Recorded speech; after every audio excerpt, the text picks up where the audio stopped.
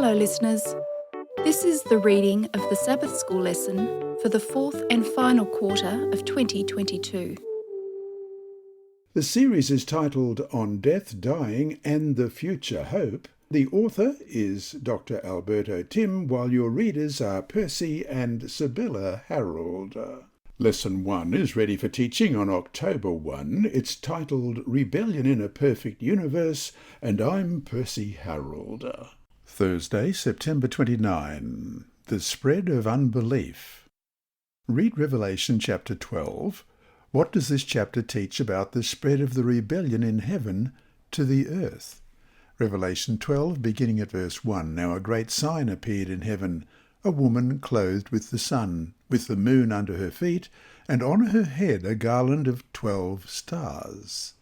Then, being with child, she cried out in labour and in pain to give birth. And another sign appeared in heaven, behold, a great fiery red dragon, having 7 heads and 10 horns, and 7 diadems on his heads. His tail drew a third of the stars of heaven, and threw them to the earth.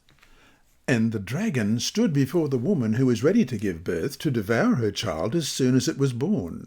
She bore a male child, who was to rule all nations with a rod of iron, and her child was caught up to God and his throne. Then the woman fled into the wilderness, where she has a place prepared by God, that they should feed her there 1,260 days. And war broke out in heaven. Michael and his angels fought with the dragon and his angels fought. But they did not prevail, nor was a place found for them in heaven any longer. So the great dragon was cast out, that serpent of old called the devil and Satan, who deceives the whole world. He was cast to the earth, and his angels were cast out with him.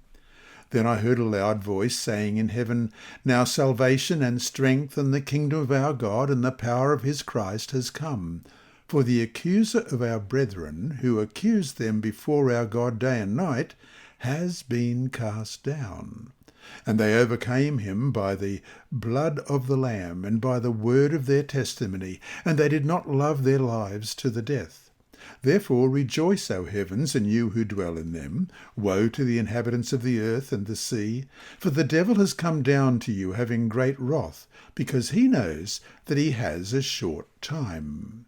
Now when the dragon saw that he had been cast to the earth, he persecuted the woman who gave birth to the male child. But the woman was given 2 wings of a great eagle, that she might fly into the wilderness to her place, where she was nourished for a time and times and half a time from the presence of the serpent. So the serpent spewed water out of his mouth like a flood after the woman, that he might cause her to be carried away by the flood. But the earth helped the woman, and the earth opened its mouth and swallowed up the flood which the dragon had spewed out of his mouth.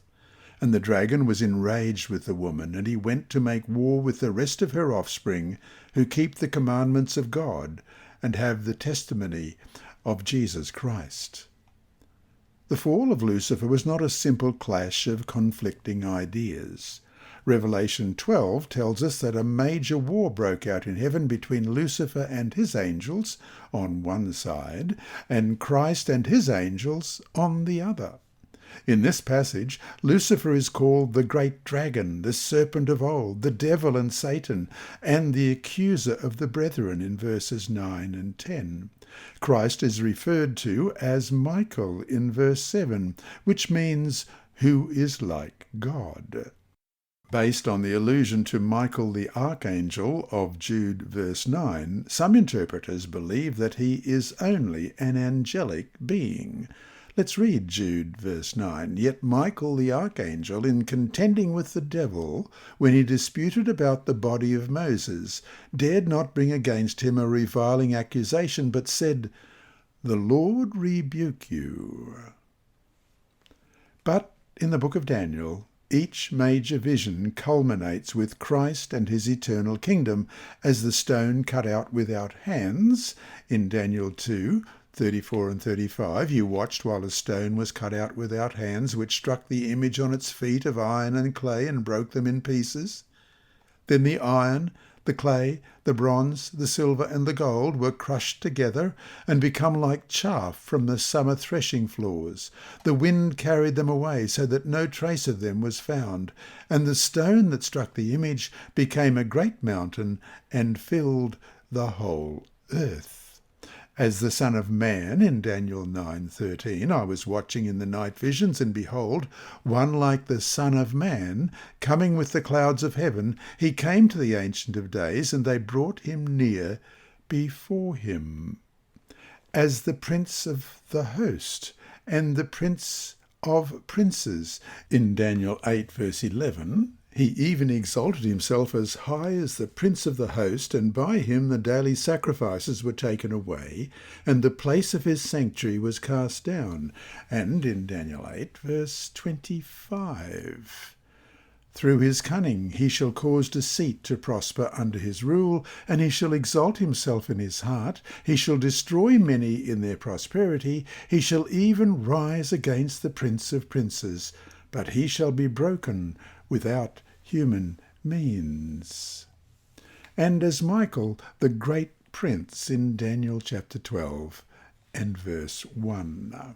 So, as the angel of the Lord is the Lord himself in Exodus 3, 1-6 and Acts 7, 30-33, etc., Michael must be the same divine person, that is, Christ himself. Let's read Exodus chapter 3, beginning at verse 1. Now Moses was tending the flock of Jethro, his father-in-law, the priest of Midian, and he led the flock to the back of the desert and came to Horeb, the mountain of God. And the angel of the Lord appeared to him in a flame of fire from the midst of a bush. So he looked, and behold, the bush was burning with fire, but the bush was not consumed. Then Moses said, I will now turn aside and see the great sight, why the bush does not burn. So when the Lord saw that he turned aside to look, God called to him from the midst of the bush and said, Moses, Moses. And he said, Here I am. Then he said, Do not draw near this place. Take your sandals off your feet, for the place where you stand is holy ground. Moreover, he said, I am the God of your father, the God of Abraham, the God of Isaac, the God of Jacob. And Moses hid his face, for he was afraid to look upon God. And Acts 7, beginning at verse 30, And when 40 years had passed, an angel of the Lord appeared to him in a flame of fire in a bush in the wilderness of Mount Sinai. When Moses saw it, he marvelled at the sight, and as he drew near to observe, the voice of the Lord came to him, saying, I am the God of your fathers, the God of Abraham, the God of Isaac, and the God of Jacob. And Moses trembled and dared not look. Then the Lord said to him, Take your sandals off your feet, for the place where you stand is holy ground. Revelation 12 provided a general overview of this ongoing controversy, which 1.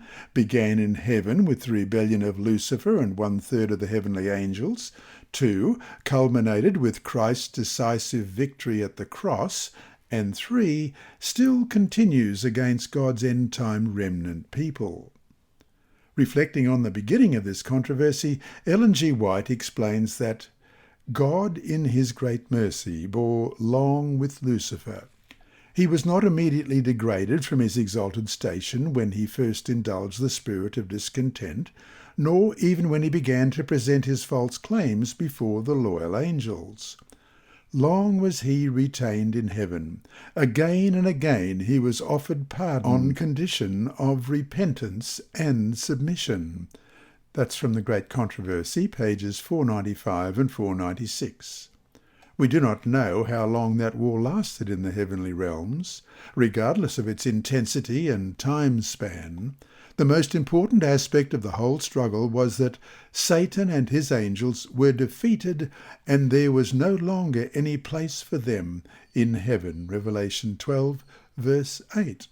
And we also look at Luke chapter 10 and verse 18. And he said to them, I saw Satan fall like lightning from heaven. The problem, of course, was that they came here to the earth. And so to finish today, What are ways in which we can see the reality of this battle being played out on the earth? What is our only hope to overcome our enemy in this battle?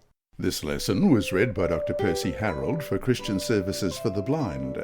Sponsored by the Sabbath School Department and distributed through Hope Channel Australia, this podcast is also redistributed by Hope Channel Germany, Christian Record Services for the Blind. It is also available on SoundCloud and through multiple podcast distributors, including Apple iTunes. And you can listen and watch at the same time on YouTube.